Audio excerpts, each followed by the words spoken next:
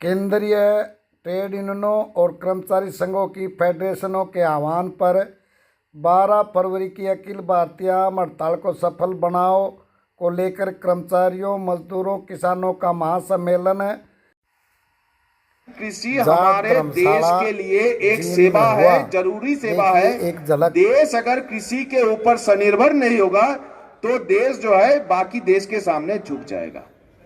तो देश के किसानों को, इतने सालों से किसान लड़ रहे हैं, वो ऐतिहासिक किसान संघर्ष करने के बाद भी हमें जो है जो न्यूनतम सहायक मूल्य जो है, जो जिसको एमएसपी कहते हैं, एमएसपी हमें अभी तक नहीं मिला। हम लड़ रहे हैं और लड़ने के बाद हम बोल रहे हैं कि हमारी लागत जो है, कृषि की लागत जो है वो कम करने का कोशिश करो। और इसीलिए देश का बिजली का कानून था कि किसानों को जो है क्रॉस सब्सिडी मिलनी चाहिए। क्रॉस सब्सिडी का मतलब है कि किसानों को जो है बिजली सस्ते में मिलनी चाहिए। अभी देश का सरकार ये नया बिजली का कानून लाया है। ये बिजली के कानून में बोला है कि किसानों को जो है सस्ते में कोई बिजली नहीं मिलेगी। जिस तरीके से टाटा, बिरला, अदानी, अंबानी इनको बिजली खरीदना पड़ता है, उसी तरीके से किसानों को भी बिजली खरीदना पड़ेगा। हम लोग अपने में हिसाब किए थे। एक 15 हॉर्स पावर का पंप अगर बाजार के दाम में आप 6 घंटे चलाओगे, 1 महीना चलाओगे, तो 20,000 से 22,000, 25,000 रुपए आपकी बिजली की लागत खर्चा होगी। अब बताइए तो कोई किसान आज के दिन में उतना पैसा से बिजली खरीद के उससे पंप चला के खेती करेगा। खेती करने के 3 महीने के बाद फसल आएगा, फसल बेचेगा, फसल बेचने के 2 महीने बाद उसका पैसा आएगा। कर पाएंगे हम किसान खेती? हम खेती नहीं कर पाएंगे। तो किसानों का खेती करने का अधिकार ये बिजली का नया कानून से जो है हमसे छीन लेने का षड्यंत्र किया है। और उसके साथ में क्या बोला है? ये कानून में बोला है कि हमारे सरकारी जो महकमा है, बिजली का जो सरकारी महकमा है, ये सरकारी महकमा, ये ट्रांसफार्मर, ये जो लाइन, ये जो ऊपर से जो बड़ा बड़ा हाई टेंशन लाइन जाता है, ये खंबे जो है, ये सब कुछ जो है कोई प्राइवेट कंपनी आएगी, प्राइवेट कंपनी चाहेगी तो प्राइवेट कंपनी इसको इस्तेमाल करने के लिए उसको हर तरीके का अधिकार है। सरकारी संस्था उसका विरोध भी नहीं कर सकता है। सरकारी संस्था का बनाया हुआ इंफ्रास्ट्रक्चर पर सरकारी संस्था विरोध भी नहीं कर सकता है कि हम अपना इंफ्रास्ट्रक्चर आपको नहीं देंगे। ये प्राइवेट कंपनी जो है, ये प्राइवेट कंपनी सरकारी महकमे का बिजली का इस्तेमाल करेगी और प्राइवेट कंपनी बिजली देगी कहां पे? इंडस्ट्रियल एरिया में।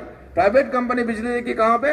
गुड़गांव में, फरीदाबाद में, जहां पे इंडस्ट्री है, जहां पे हेवी कंज्यूमर है। और गांवों में, खेतों में, किसानों में, जंगलों में, पहाड़ों में बिजली देने का काम किसका रह जाएगा? सरकारी संस्था का। तो आज के दिन में सरकारी संस्था का जो भी मुनाफा होता है वो इंडस्ट्री से होता है बोल के ना गांव के लोगों को बिजली मिलती है। तो अगर हमारे हाथ से अगर मुनाफेदायक जो इलाका है वो छीन लिया गया तो सरकारी संस्था बिजली नहीं दे पाएगी। इसका मतलब है पूरा बिजली महकमा जो है वो प्राइवेटाइज हो जाएगा, निजीकरण हो जाएगा। और उसका मतलब है आज के दिन में किसान अगर 15 पैसे में बिजली लेते हैं, आने वाले दिन में 1 यूनिट बिजली 20 रुपए, 15 रुपए में लेना पड़ेगा। ये कानून देश के सरकार लाए हैं। और उसके साथ आपके घर में अभी नया स्मार्ट मीटर लगा रहा है ना, स्मार्ट मीटर का बात आया है ना, स्मार्ट मीटर आया है आपके यहाँ पे। सरकार बोला है कि घर में प्रीपेड स्मार्ट मीटर लगाना है। प्रीपेड स्मार्ट मीटर का मतलब क्या है?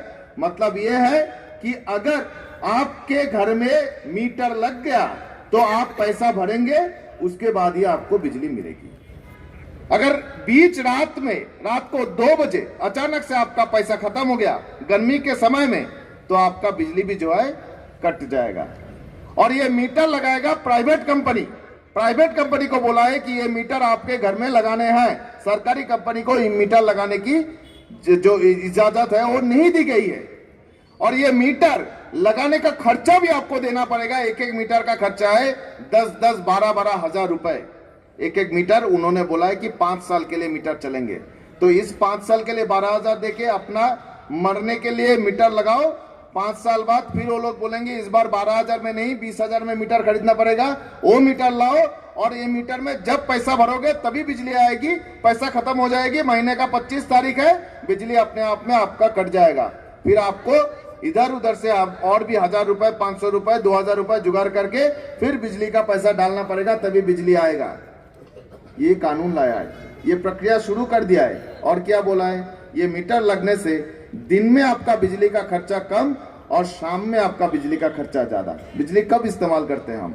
दिन भर बाहर काम करते हैं, माठ में, मैदान में, खेत में काम करते हैं और शाम को घर में लौट आते हैं। घर में बुजुर्ग है, घर में पढ़ाई करते हैं बच्चे, शाम को हमें बिजली की जरूरत होती है। यहाँ पे नियम कर दिया है कि शाम को बिजली का प्राइस जो है वो बढ़ जाएगा और बोल रहे हैं कि आपको दिन में बिजली इस्तेमाल करना चाहिए क्योंकि तब डिमांड कम होता है।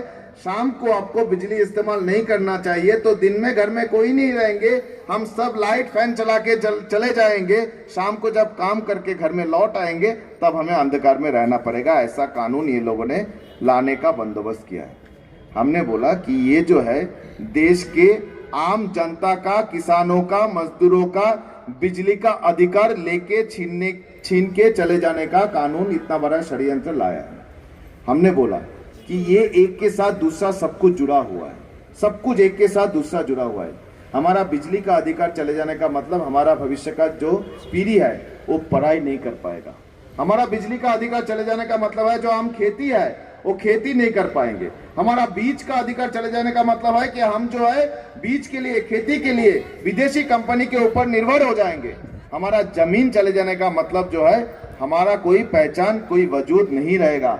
हमारा वेतन चले जाएगा, लड़ने का अधिकार, यूनियन करने का अधिकार चले जाने का मतलब है कि हमारा संगठन करने का अधिकार, हमारा वेतन का, संघर्ष का अधिकार हमारे हाथ से चला जाना, हमारा 100 दिन का काम का अधिकार चले जाने का मतलब है कि ग्रामीण मजदूर, खेतियार मजदूर, महिलाओं का काम का भी जो अधिकार हमें लड़के मिला था वो हमारे हाथ से चले जाना है। विरोध दिवस, रेजिस्टेंस डे, हम देश में प्रतिरोध, अपना आक्रोश रास्ते में लेके आएंगे और 12 फरवरी देश के मजदूर किसान संगठन एकजुट होके हम जो है पूरे देश में एक संकेत, एक चेतावनी, एक होशियारी दिल्ली में पहुंचाना चाहते हैं कि हम खुश नहीं हैं।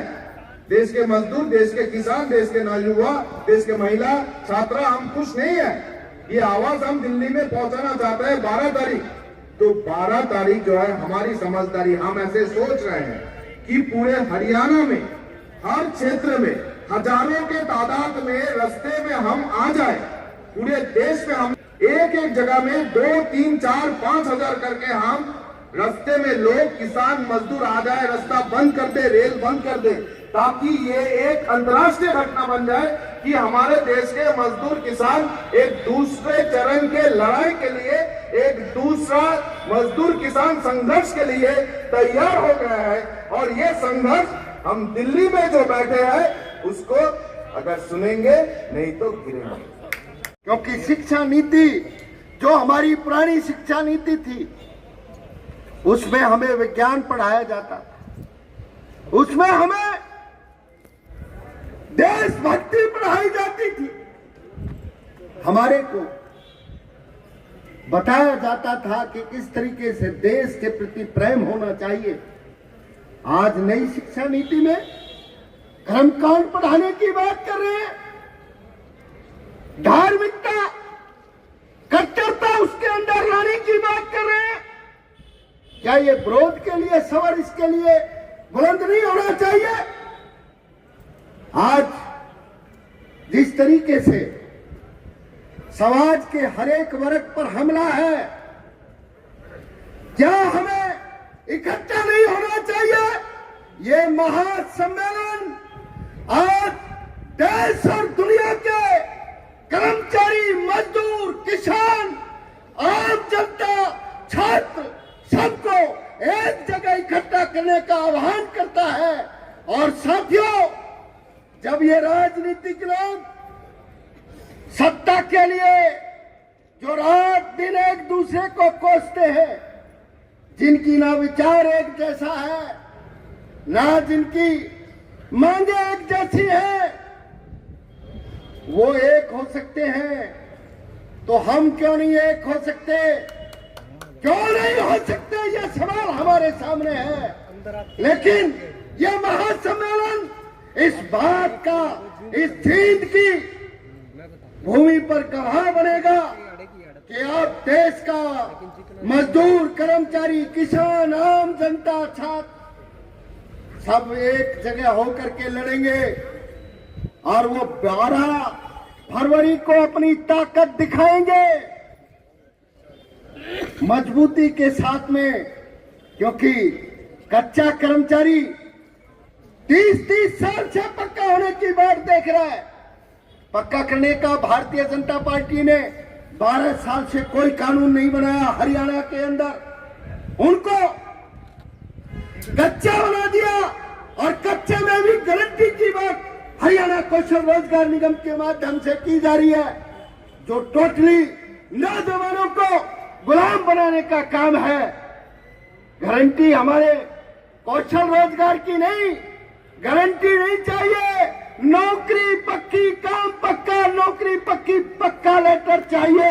हाई कोर्ट ने कहा है कि इनको पक्का करो, लेकिन सरकार बच के निकलने का रास्ता सोचती है। सर्व कर्मचारी संघ हरियाणा और CI2 के कुछ संगठन मिलकर के 19 को विरोध करेंगे। आपसे भी अपील है, सारे लोग आओ।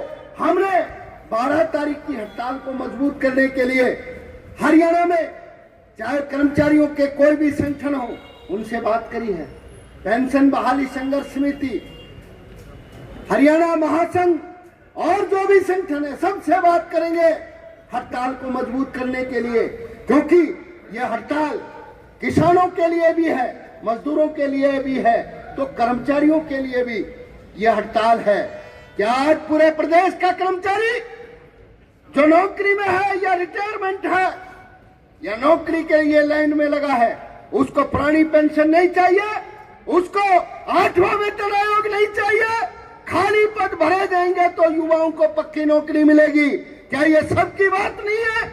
तमाम कर्मचारी प्रिय मांगे हमारे सर्व कर्मचारी संघ के मंच से उठाई जाएगी, हमारी यूनियनों के मंच से उठाई जाएगी।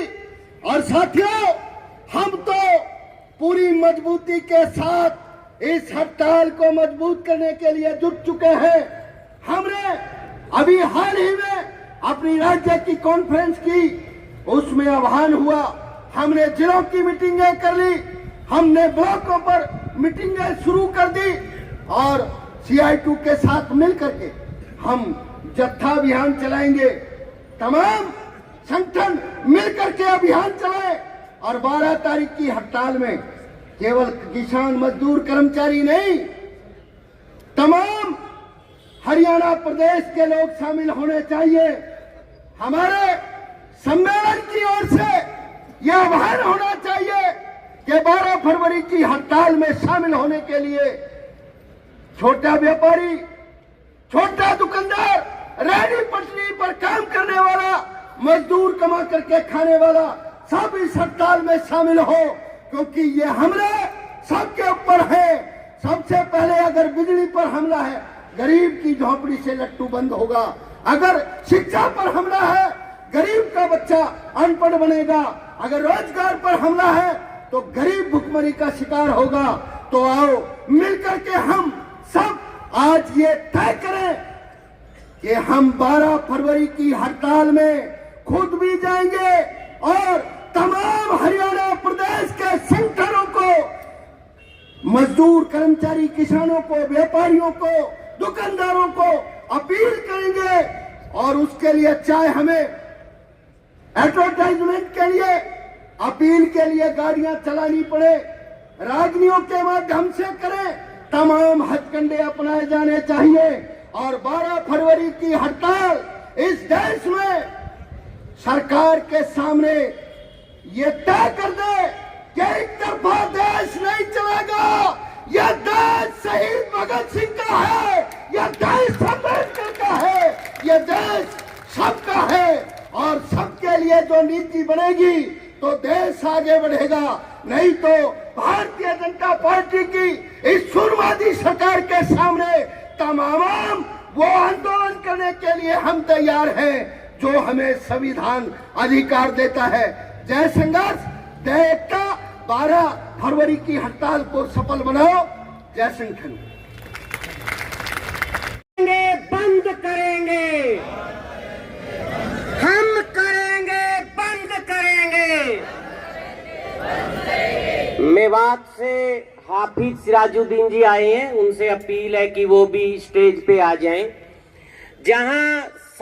इसी कड़ी में अगले आज इस महासम्मेलन का संयुक्त रूप से अध्यक्षता कर रहे अध्यक्ष मंडल, तमाम संगठनों के पिता तुल्य बुजुर्ग किसान, सम्मानित साथियों, मातृशक्ति, और मैं विशेष स्वागत आप सबसे चाहूंगा, निवेदन करूंगा कि मेरे सामने महिलाएं बैठी है और मैं हर मन से एक बात कहता हूं कि इनके बिना तो एक घर नहीं चलता, आंदोलन चलाना तो बहुत दूर की बात हो जाती है।